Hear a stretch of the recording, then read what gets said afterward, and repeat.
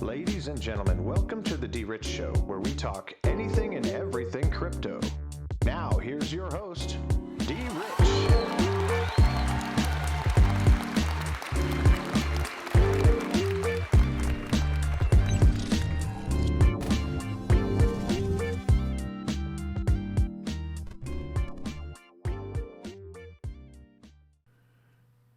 Hey everybody, welcome back to the DRich Show. This is DRich and today is April 28th, 2021. Happy Hump Day, guys. I hope that everyone is doing well wherever you may be. Once this video reaches you, hope you're in good spirits, good health, good energy, things like that. First off, I just want to go ahead and apologize for not putting out a video yesterday without any acknowledgement or making anyone aware of it. Unfortunately, the experience that I had yesterday ought to be transparent with you as subscribers, listeners, whatever platform you might be on. Sometimes when you learn valuable lessons or lessons that could be learned or taught or learned from others, you want to share them so that they don't experience things that I was experiencing yesterday, today as well. As you can probably hear it in my voice, I'm kind of lost for words in some ways. But again, my thing is that I like to take responsibility and not blame anyone. But yesterday, guys, a lot of my accounts were compromised. My banking account, my BitTrue account, my Coinbase account, and my cell phone was compromised. Someone, I don't know how they did it, hacked into my SIM card. So yesterday I was dealing with that all day, making sure that, I file the proper complaints. I'm hoping that Coinbase and BitTrue restores my account because there's somewhat of upwards of $25,000 worth of cryptocurrency on BitTrue alone. So I'm kind of in a different mode right now, I guess you want to say. But guys, let me just go ahead and just advise you or give you a suggestion. And this goes to me needing to take my own advice sometimes. And, the funny thing about it is I was going to buy an LEPAL. And this was several days ago, and I would have received it, well before yesterday. I did not follow through. So at the end of the day, I wanted to let you know sometimes when you have an idea or you have a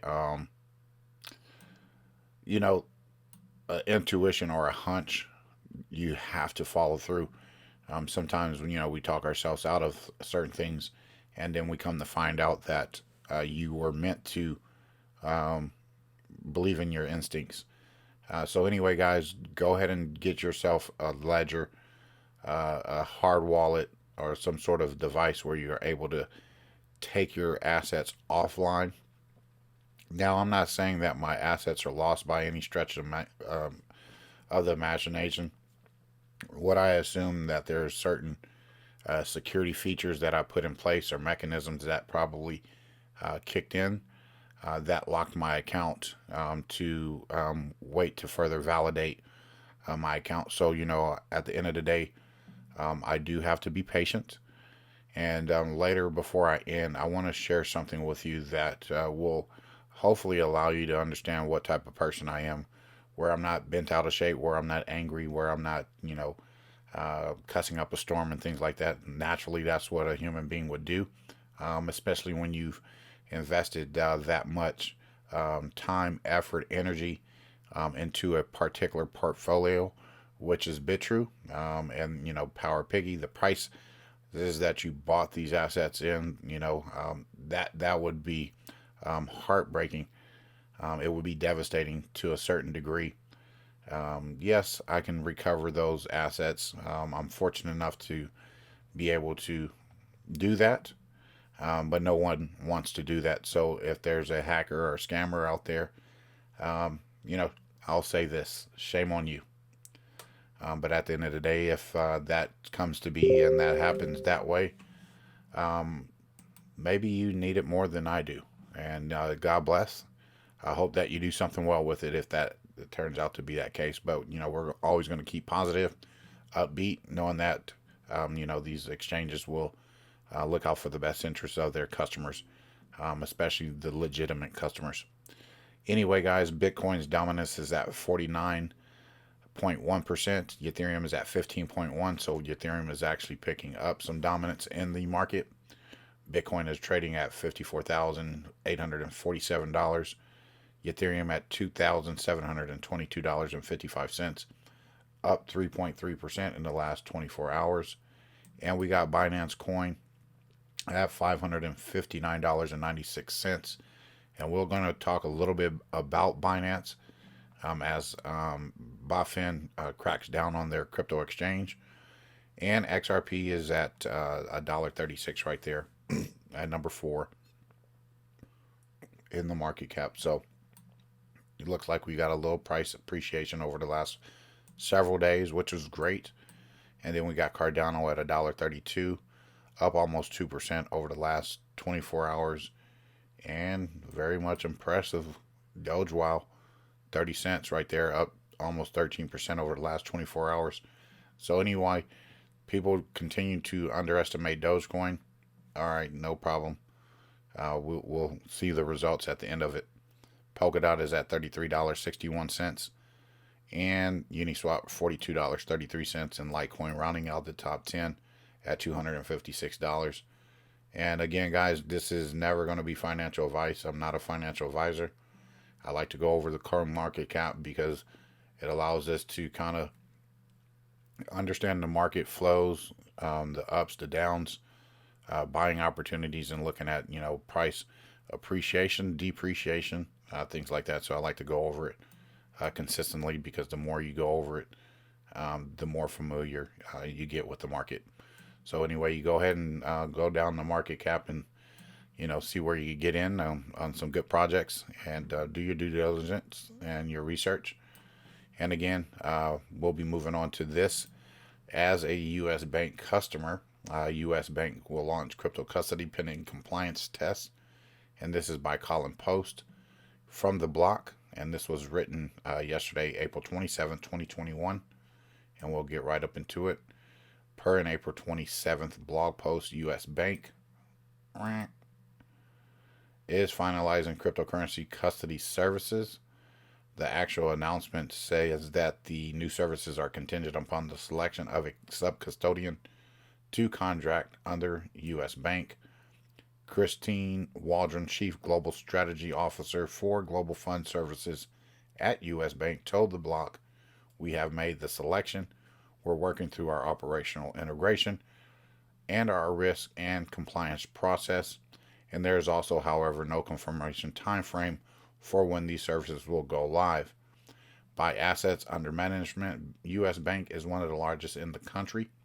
The firm's blockchain and crypto practice dates back to 2015, and those services have expanded in recent months, thanks in no small part to new guidance from the Office of the Comptroller of the Currency.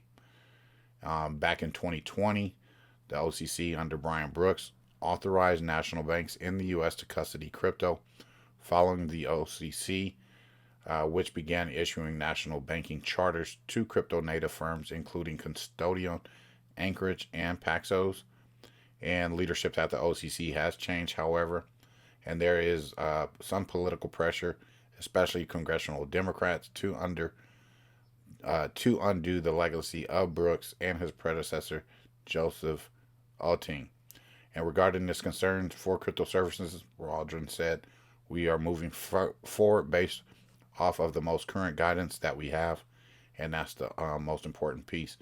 And guys, if you guys were listening to me the other day, I did mention that before too long with banking services, the integration that they're going to be providing, just like with Zelle, Venmo, PayPal, Cash App, things like that. Before too long, we'll be able to have some of those opportunities to buy custody cryptocurrencies through our bank. So, being that I'm a U.S. bank customer, I've been asking these folks over and over again about cryptocurrencies, and they never give me a solid answer. Anyway, guys, let's move forward. This is coming from World News Era or Newsera. BaFin cracks down on crypto exchange Binance's stock tokens. And this was written by Madeline Bruder, okay, from the finance article. Germany's financial watchdog has warned investors that Binance, one of the world's biggest cryptocurrency exchanges, has probably violated securities rules over its launch of trading its stock tokens in a crackdown on the crypto industry foray of highly regulated markets. Bond-based BaFin published a note on its website on Wednesday afternoon stating that tokens tracking the movement of shares of Tesla, Coinbase, MicroStrategy represents securities requiring a prospectus that has not yet been issued. And BaFin points out that such violation represents a criminal offense that can be punished with a fine up to 5 million, I want to say euros, or 3% of the issuer's last annual revenue. The issuer may be liable for any investor losses as well. So anyway, guys, I mean, these guys are starting to crack down, come at these cryptocurrency exchanges. And again, guys, when you have, people want to come in and crack down, it let you know that they're doing something better than they already have in place, so that, they want to get a piece of the pie or opportunity. So I would imagine this is, a nothing burger again. These, agencies want to come and play bully tactics. So, at the end of the day, CZ and them have been very successful with Binance. So I would expect that to continue. So anyway, guys, we're moving on. This is from You Today. Ripple CEO Brad Garlinghouse feels really good about the legal fight with the SEC. And this is written by Alex Dabinya. Ripple CEO Brad Garlinghouse has denied harassing the SEC. And we'll get into that a little bit lower in the article. As Ripple legal fight with the U.S. Securities and Exchange Commission stretches into its fifth month, CEO Brad Garlinghouse tells Fox Business that he feels really good about the progress his company has made in the court. Look, I feel really good about the progress that's been made in the court so far. The distributed ledger tech provider has managed to score a few minor legal wins, with Magistrate Judge Sarah Netburn partially granting its motion to compel discovery. Garlinghouse continues to insist that XRP as an open source technology is no different than Bitcoin and Ethereum, as Ripple continues to deny that it created the token. He also mentioned that the fact that BitPay, one of the leading payments firms, supports XRP is one of the examples of how the token is not a security. This is one of the many examples of how XRP is not a security, and it's also used as a currency. Ripple has used it as a currency to solve the cross-border payments problems. So, guys, we've been talking about cross-border payments a lot lately. So now you're going to start hearing that in the news, the narratives. Hey, we need something that deals with cross-border payments. And when you start hearing that, we know what that is. And earlier this month, Garlinghouse and Ripple co-founder Chris Larsen, who was named individual defendants in the SEC complaint, then filed their joint motions to dismiss the damning lawsuit. And then furthermore, Garlinghouse denies harassing the SEC. Ripple's discovery disputes that the SEC continues to heat up, with the regulatory watchdog now accusing the company of harassment. As reported by You Today, the SEC is now asking the judge to limit the scope of this discovery process to its external documents, thus barring Ripple from getting access to its internal communication. Garlinghouse, however, denies that the company is attempting to harass the SEC. And he further states that it's hard to imagine a small company like Ripple against the U.S. Securities and Exchange Commission could be described as harassing. You know, Jay Clayton, under his leadership, decided to bring the lawsuit, and we got to defend ourselves. So anyway, guys, that's coming from that article there. And then we're going to get what Chris Larson claims, that Gary Gensler of the SEC will focus on green crypto. This is also coming from You Today and another article written by Alex Davina. And Ripple's Chris Larson is pinning his hopes on the SEC's new climate change agenda. And the co-founder of Ripple hopes that the U.S. Securities and Exchange Commission's climate change agenda could be a positive development for the company. He recently told Bloomberg the agency would start prioritizing green crypto on Gary Gensler's watch. Commissioner Gensler is very knowledgeable about the space, and again, I think part of his administration will be a lot more climate focused. So kind of focus on green crypto, if you will, in a statement that Larson put out. Ripple, which was taken to court by the SEC in December, as we know, has been long been vocal about the controversial token being an inherently green cryptocurrency. And CEO Brad Garlinghouse mentioned that XRP is 100 times more energy efficient than Bitcoin, which is the largest cryptocurrency that is mined by power-hungry machines, during his CNN interview earlier this month. One Bitcoin transaction is equivalent to about 75 gallons of gasoline being burned. Meanwhile, Larson recently suggested that Bitcoin should ditch proofs of work in favor of XRP ledgers, federated consensus, or proof of stake. So, guys, we discussed that. So we kind of got familiar with these ideas that they're throwing around. So, guys, that's just what it is.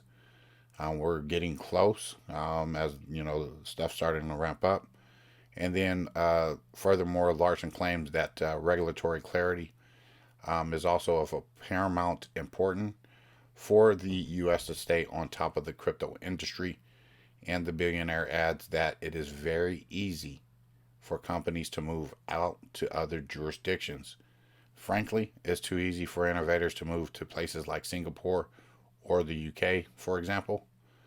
Okay, so Ripple originally intended to move its stocks out of the U.S., but it decided to stay in San Francisco.